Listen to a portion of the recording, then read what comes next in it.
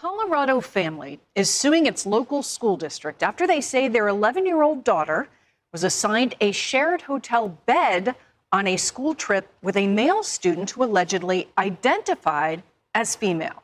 They say the Jefferson County Public School District told parents that boys and girls would be rooming on different floors. But according to the parents, that did not happen. That lawsuit cites the district's policy stating that students' gender identity, not sex assigned at birth, determines where they stay during overnight school trips. Those parents spoke about this case last year, saying their daughter was so distraught with the situation that she hid in a bathroom to call and tell them what was happening.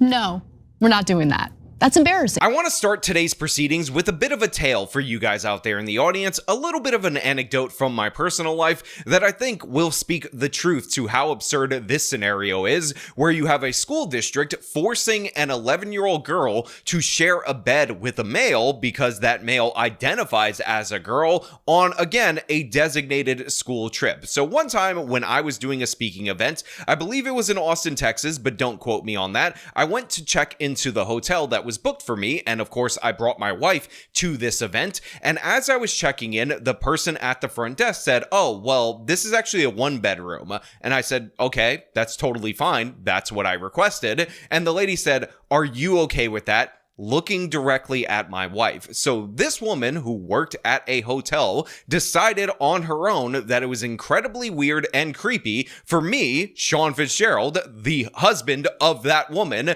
to book a hotel with her with one bed. That's how suspicious she was. She thought I did the thing where I promised her a shared room with 2 beds minimum, and I lied to her, I deceived her, and she wanted to look out for the girl who was an adult woman, that was my wife, while simultaneously signaling to me that she did not think in any way, shape, or form that that lady would have anything to do with me. It was embarrassing, it was also hilarious, and again, you kind of feel the need to be like, no, we're together, but then again, the woman probably would have looked down on my wife for making such a poor choice. So in that scenario, we're both adults, we both look like adults, but the woman at the hotel was like, no, absolutely not, ridiculous, I gotta object to this on personal grounds because I think you're disgusting. However, this same attitude, this same mindset did not apply for this Colorado public school district on this trip. They thought it would be totally fine. Don't worry about it. It's all about how you feel on the inside,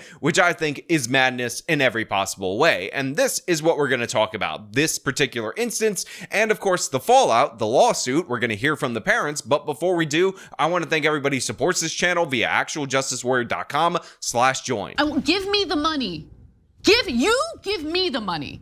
Okay. As you said, my 11-year-old daughter and myself were on a cross-country trip to Philly and DC.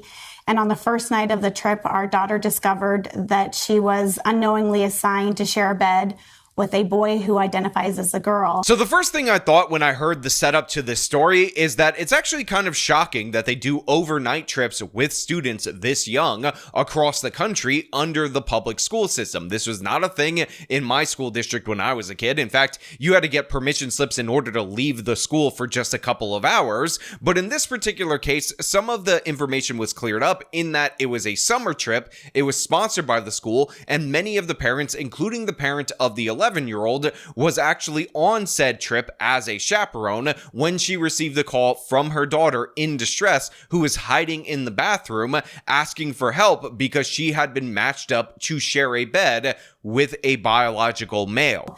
And I just want to point out that we love our principal, we love our school, we love our teachers, but what we don't love is this district policy that doesn't allow all students to feel comfortable and secure and protected, and it doesn't allow all parents to protect their children and guide them the best way they see fit. And that's what we felt we were lacking on this trip. So one of the things that I really want to highlight in that particular answer to Laura Ingram's first question is how nice these people come off. They're immediately going out of their way to compliment the principal, to compliment the staff at their daughter's school, when I would be absolutely livid and not in the mood to spread the love in the way that these parents are. But the reason I think it's important to highlight this is because oftentimes the people who are concerned concerned about these trans issues when they start to impact children are painted as horrible, evil bigots that are just filled with hatred. But as we see time and time again, they're reasonable, regular people that don't want their children to be put in these awkward scenarios,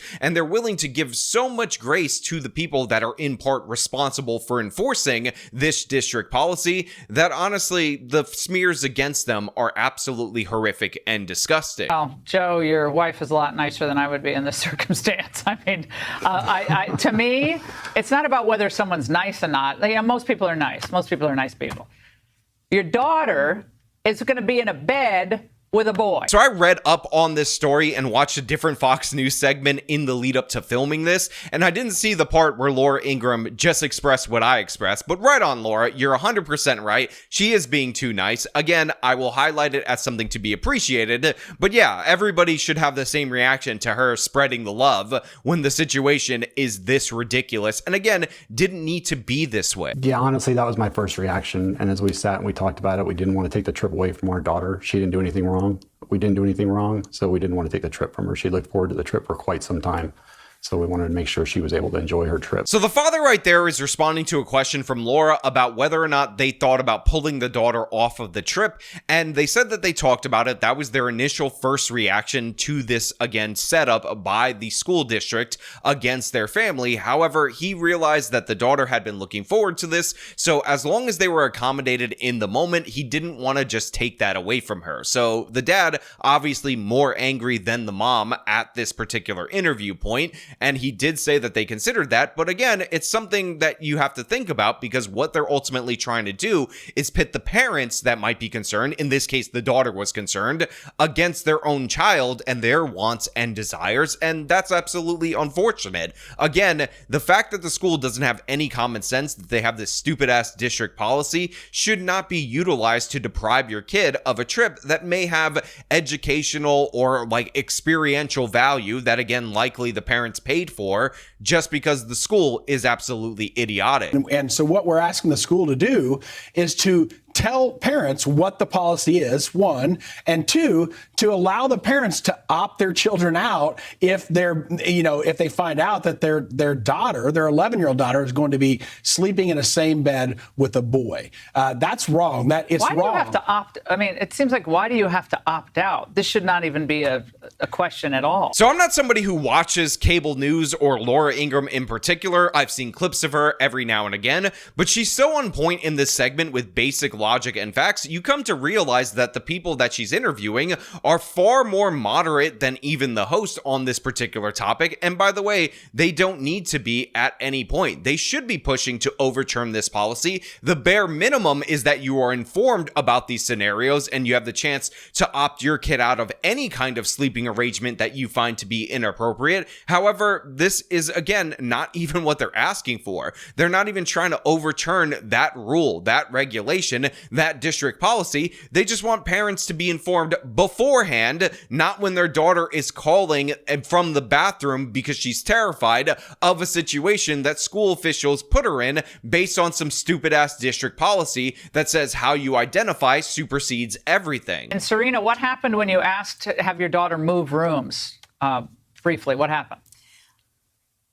Well, she actually, when we were able to finally do it, she and I were not able to discuss what happened with anybody else on the trip. We were told to hide it to protect all of the students that were on the trip. So this is another key aspect of the story that tells you that the people that are involved with enforcing these policies know that they're wrong, know that people would object if they would find out, because they wanted the parents to not say anything to anyone related to this situation because they knew it would cause the parents to have more backlash. And they're like, listen, it's the safety of the students that we're concerned about. Now, of course, they weren't concerned when they decided to do this matchmaking process without parental consent. They weren't concerned when this policy was put in at the district level, but all of a sudden, when there's pushback against these people, it's a safety issue. It's a concern. It's something that we need to fight back against, because you wouldn't want to harm the children as we institute policies that harm the children, that made your daughter unbelievably uncomfortable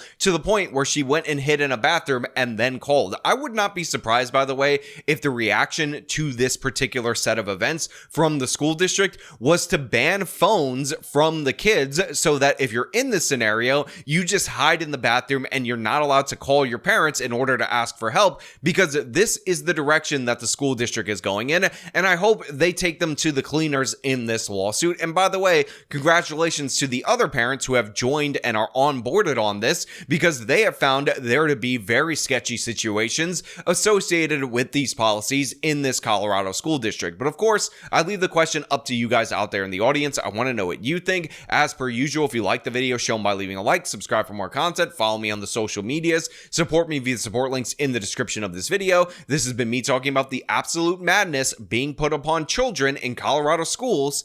Till next time.